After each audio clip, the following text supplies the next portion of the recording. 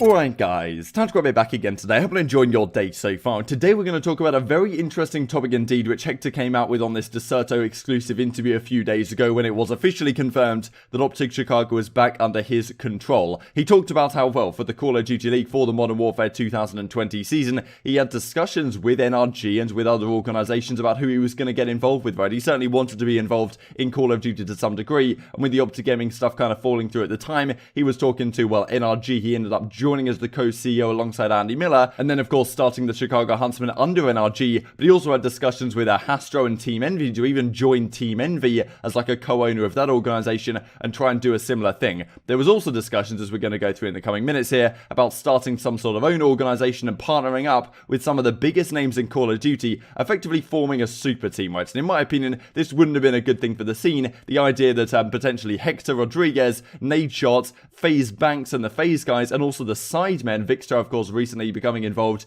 in the Call of Duty scene as a co-owner of the London Royal Ravens, could all have been involved in the same team, would have, well, reduced a lot of the rivalries that we potentially have, and also, like, what does that team even look like? Would it be a dominant one? And well, I'm intrigued to hear your thoughts in the comment section below. Like if you guys enjoyed the video, subscribe if you are new. As always, I would greatly appreciate it. It really helps out the channel. Thank you for doing that. So a few days ago, we get this that comes out from Deserto. I knew at some point I was going to buy it back. He mentions that whether it was 10 years, 20 years, whatever down the line, it was definitely in the pipeline to try and get Optic Gaming back under his control, and of course only a couple of years down the line, it's well, something seemed to work out to the point where he can actually get it back together. However, the interesting part of the video is this that comes out as well. So a CDL super team. HECZ reveals how he, FaZe Clan, 100 Thieves, and the Sidemen even almost teamed up to dominate the Call of Duty League. And well, as he describes, there was a lot of discussions going back before the season, exactly who he would join as an organisation to try and still be involved in the Call of Duty League, and whether that was something, a direction that he wanted to go down. Was talking to Banks and Temper, and maybe they were having their reservations,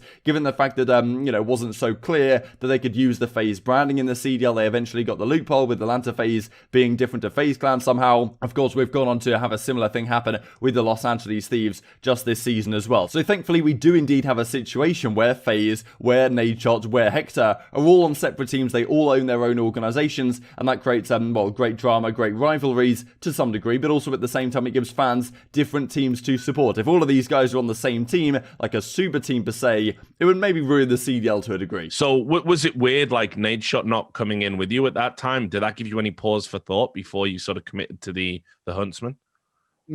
Sort of. Like we did talk about it, you know, building a super team, like a super team. Because at the time we didn't. Like I was talking to Banks and I was talking to Temper, and I was like, "Are you guys doing this thing? Are you guys going to CDL?" And they're like, "No." And I'm like, "Okay, well, what if I find the money? Would it make sense for us to all join forces, right? 100 Thieves isn't in it, but what if FaZe, 100 Thieves, and even Sidemen, right? Like we talked about reaching out to Sidemen. I'm like, what if us three owned one team and then just called it a day? Like we'd rock anything and everything that's out there. So these are all the teams in the league as it does stand right now. FaZe Empire, of course, some of the biggest ones, Los Angeles Thieves, Optic Chicago as well. And what really would the CDL look like if three of these teams in FaZe Thieves and Optic were all kind of the same squad, right? And Hector joined up with Nadeshot. And you know, really interesting to hear, because Nadeshot, of course, didn't join the CDL last season. He wanted to use the Thieves branding. And of course, they all have their own personal motives, right? In terms of the FaZe guys want to use the FaZe branding. Nadeshot wanted to use the Thieves branding, and well, of course, Hector could no longer use the Optic branding because it had gone over to the hands of Immortals. And maybe from their perspective, they were thinking, okay, well, if FaZe isn't possible as a name, because it did seem like early season that it wouldn't be possible, as of course Dallas Empire rebranded from Envy or whatever, even though you can see that, if you guys weren't aware, the N on the left side and the V here, like it's slightly asymmetrical with this gap here, just so it's kind of an homage to the old Envy organization that we did mention briefly, I think a couple of videos ago. But of course, a lot of these teams thought, okay, well, we can't use any of our old branding, whatever the ownership group happens to be. Therefore, maybe if you're a FaZe Banks, FaZe Temper, and Nadeshot, you were thinking, okay, do I just join forces with Nadeshot somehow and make like a super team in the CDL? It's not going to have our branding, but there's still, you know, there's still some relevance there, and we're going to have a lot of fans, of course, because we literally just dominate the scene at that point. So I don't think it would have been very good for rivalries, for who fans would potentially support, right? Because if you're a FaZe fan, like FaZe versus Optic is a pretty nice rivalry. If you're a Thieves fan or you're a 100 Thieves fan, of course, like at the same time, if you're a 100 Thieves fan, you may also be an Optic fan and, you know, appreciate what HECZ and those guys have built over time. But at the same time, if you are a Thieves fan, you're probably thinking, okay, can Nadeshot get one up over HECZ and whatever, try and prove he's built a better organization or something like this? That's certainly something which is in the mind. And if you're an Optic fan as well, you probably have some appreciation the other way around for what Nadeshot has achieved. So, you know, obviously these three brands being very different, FaZe, Thieves, and Optic Chicago, I'm very happy personally they're all in the league as separate entities. The fact that these could have just been one team under some weird name is, you know, would have completely dominated the scene in terms of what the fan base is looking like. And yes, of course, Optic Chicago always is going to dominate the fan base for this season, but Optic Gaming back in the day in like World War II and previous titles, Infinite Warfare, for example,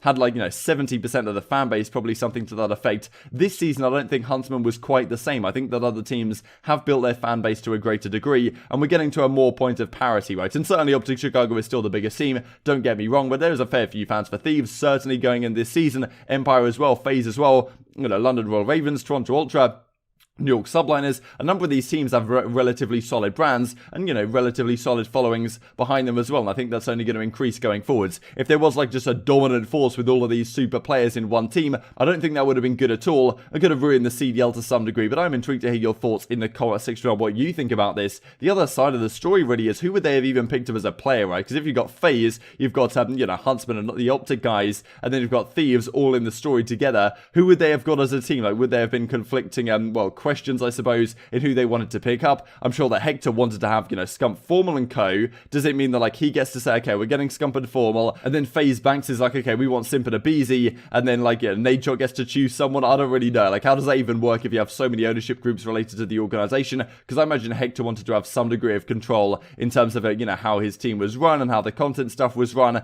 and maybe the other guys kind of looked at that and thought, okay, maybe this is just going to be HECZ's team, and I'm just an investor at that point, which maybe isn't what I want when I run a massive brand like FaZe, or I run a massive brand like 100 Thieves. And, you know, thankfully they are in the league as separate entities now. This came out a few days ago, so VicStar, of course, part of the Sidemen, now co-owning the London Royal Ravens. Interesting to hear that they may have been involved to actually have their own team to some degree, being investors in kind of HECZ's super team that was being discussed. Who knows at some point down the line whether they actually do decide to somehow make their own team. Now, VicStar, of course, part of the London Royal Ravens, seems kind of unlikely that they would go any other direction, but, you know, maybe they get increasingly involved in this stuff, and if the interest in Call of Duty continues to increase as it has done over the last several months, then we might have a really exciting scene on our hands when we get a lot of the Sidemen fans over from the UK very much involved in Call of Duty. And this is a great path in, quite frankly, especially through the Warzone side, for example. The fact that super casual CoD players who watch VicStar casually may now be tuning into some London Royal Raven matches, and you know, certainly I'm very happy that they are now separate entities entirely,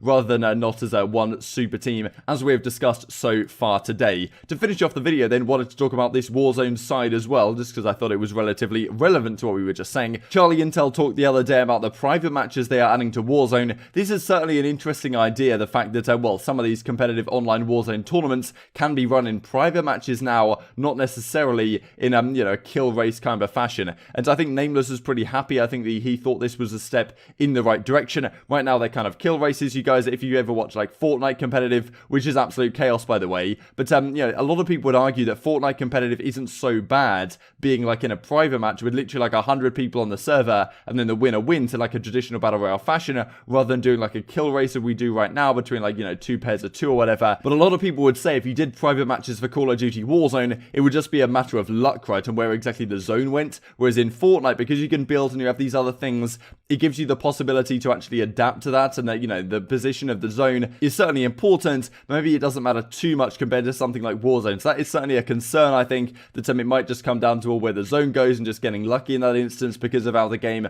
plays compared to something else. But you know, going to be very interesting to see how Warzone competitive develops, with VicStar getting involved in the CDL, but also, of course, certainly having interests on the Warzone side. A number of professional players done very well at that. We saw Tommy very recently signed to 100 Thieves as their first Warzone professional player. And something I thought this is interesting as well from HECZ. So he says, BRs are way too oversaturated right now. The genre is getting old to me. I'm intrigued to hear your thoughts in the comment section extra low, because way back in the day in like H1Z1, I used to watch people play that a fair bit, thought that was pretty entertaining. I never personally got into PUBG. When Fortnite came out, like Season 2, Season 3, Season 4, those were the golden days, honestly, of Battle Royale. I enjoyed those games, you know, I enjoyed it an awful lot of the time, but yeah, very quickly got old, and now, like, I barely play Battle Royales at all. I don't think I've actually played a single game of Warzone ever. It's just not a genre that particularly excites me. I'd much prefer to play just competitive play more generally, but yeah, certainly something relatively interesting to watch still, and it seems like HECZ somewhat agrees with that perspective. I personally want to play some good old shooters that have a high skill gap, you can feel yourself progressing, and I know BRs are what's popular,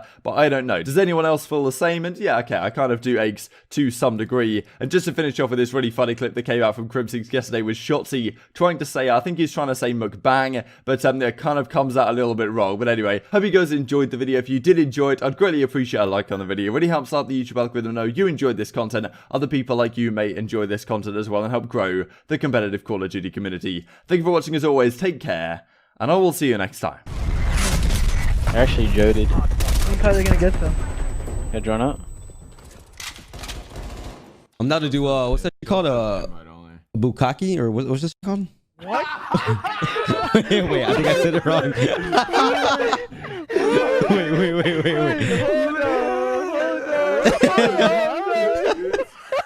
What's it called? Yo, Google that. No, I'm good. No. I said it wrong, bro. What's it called where you just eat?